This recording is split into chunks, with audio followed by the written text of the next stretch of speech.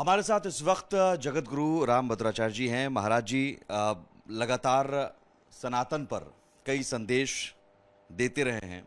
संभल में इस वक्त मौजूद हैं महाराज जी, वो संभल जहां कल की अवतार होना है।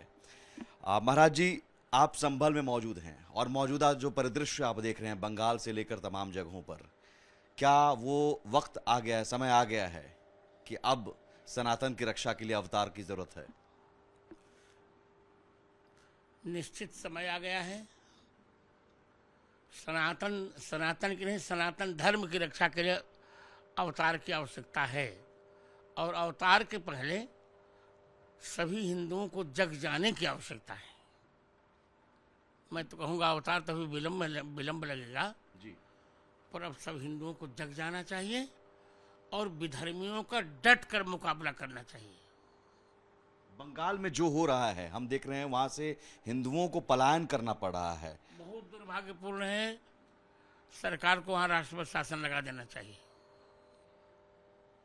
क्या आप मानते हैं कि ये सब कुछ इसलिए कि चंद मुस्लिम वोट मिलते रहे और हम हिंदुओं को दबाते रहें? इससे यही कुछ हो रहा है। पर अब बहुत अनुकूल है। उत्तर प्रदेश की सरकार तो हमारी बहुत अनुकूल है।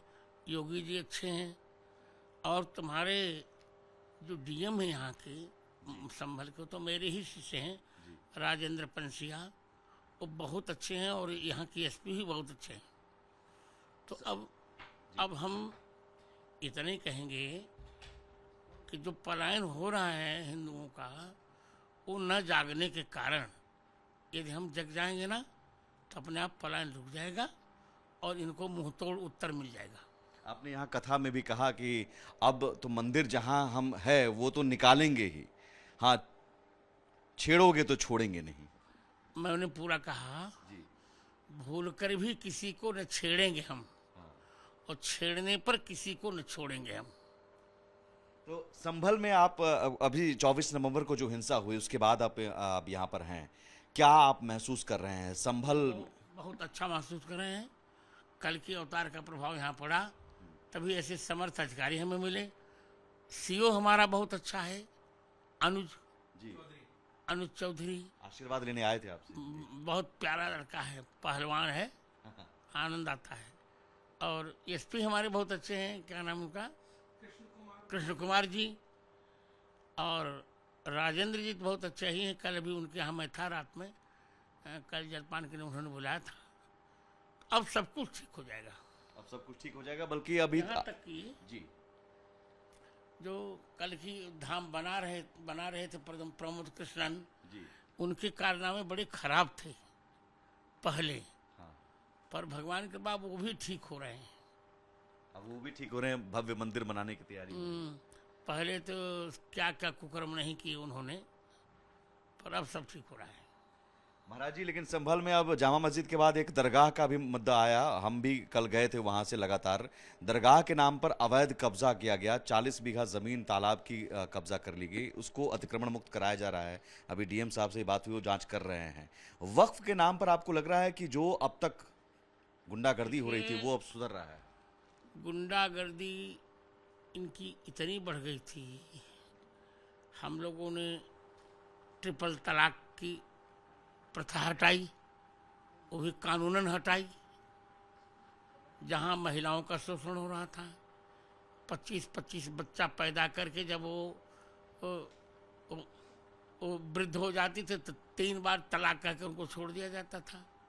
माने महिलाओं का इतना शोषण किसी कौम में नहीं हुआ जितना मुसलमानों के यहाँ हुआ। लेकिन वो विरोध कर रहे हैं, मुसलमान सड़क पर उतरे हुए हैं। मुर्शिदाबाद में तो खैर हिंसा ही हो रहा है, लेकिन बाकी जगहों पर भी कह रहे हैं, विरोध कर रहे हैं। नहीं, उनको अब देखिए, अब तो कानून बन गया।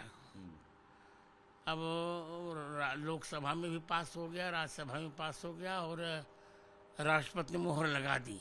नहीं, कुछ लोग भड़का रहे हैं। इमरान मसूद हैं, चंद मौलाना हैं, वो कहते हैं कि साहब अब कुर्बानी देनी पड़ेगी तो देंगे। हाँ तो दें, देखा जाएगा। हम भी उसका प्रसाद अब देते हैं, हम भी उसका उत्तर देंगे। उत्तर हो गया, घबराने की बात नहीं। घबराने की बात नहीं। महाराज जी, आप अभी कुछ दिन पहले आप मथुरा में थे, लेकिन आपने एक संकल्प लिया है कि अब बांके बिहारी में जाएंगे तभी जब वहाँ जो कृष्ण जन्मभूमि के मंदिर का निर्माण शुरू हो जाएगा। और निर्णय हो जाएगा वहाँ का। अच्छा, इस संकल्प के पीछे वजह वजह है हमारी, और हेतु है। हेतु ये है, एक बार मैं गया था कृष्ण जन्मभूमि के दर्शन करने, वहाँ इतना प्रतिबंध, हमारे ही देवता और हम दर्शन न कर सकें।